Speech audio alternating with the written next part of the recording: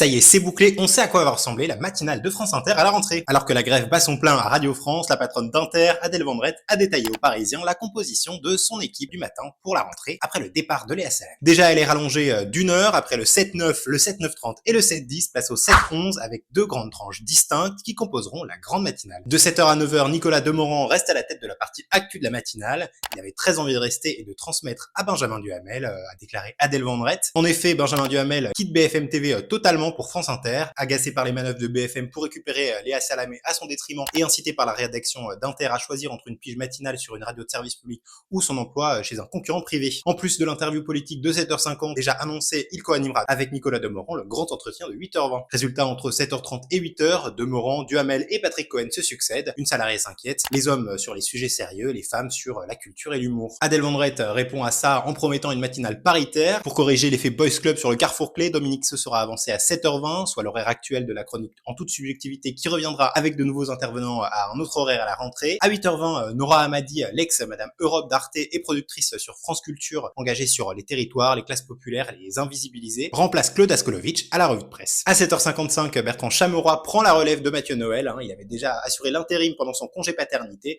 Mathieu Noël, lui, va se concentrer sur Zoom Zoom Zen. Lison Daniel et Philippe Catherine s'en vont aussi. Côté humour, François Morel, David Castello-Lopez reste. Adèle Vendrette promet aussi quelques surprises côté humour. Charline Vanhoenacker, elle continuera d'exploser les faits à la rentrée. Et malgré sa dérive éditoriale, Sophia Aram reste sur sa case humour. Rappelons que Nicole Ferroni avait dû céder sa place pour une éditorialisation bien moindre à l'époque. De 9h à 11h, c'est une sorte de retour aux sources pour Sonia De Villers qui animera une tranche plus magazine, culturelle et sociétale. Pendant la première demi-heure de sa case, elle animera une grande interview récit de vie. Mathilde Serrel, elle conserve sa chronique culture et un nouveau magazine culturel est prévu entre 10h et 10h30. Tandis qu'Ali Rebey, qui arrête Grand Bien vous fasse en semaine, clôturera la matinée avec un rendez-vous interactif autour de la vie quotidienne avec des appels d'auditeurs. Grand Bien vous fasse reste maintenu en version hebdomadaire chaque vendredi, comme ça avait été le cas pour Totémique. La grille évolue aussi au-delà de la matinale. Camille Cronier, quant à elle, aura désormais un rendez-vous quotidien dédié à l'écologie à 6h45 au sein du 5-7 de Mathilde Munoz. À 14h, Stéphanie Duncan proposera chaque semaine une question sur un sujet historique à laquelle elle répondra de manière narrative en 5 épisodes du lundi au vendredi. L'émission La Terre au carré démarrera désormais à 14h15 et continuera de raconter les grands récits de l'écologie et de la science avec Mathieu Vidard. Du lundi au vendredi, Mehdi Maizi, le journaliste rap, prendra les rênes d'une nouvelle émission à partir de 22h où il sera question de musique, de pop culture. Le samedi soir, c'est Camille Diao qui prendra le relais pour parler de l'actualité musicale avec ceux qui la font et décrypter la société à travers les sons de l'époque. Une manière pour France Inter de réinjecter un peu de move dont les émissions s'arrêtent à la rentrée, tant éditorialement que dans la diversité des incarnations. Et vous, que pensez-vous de cette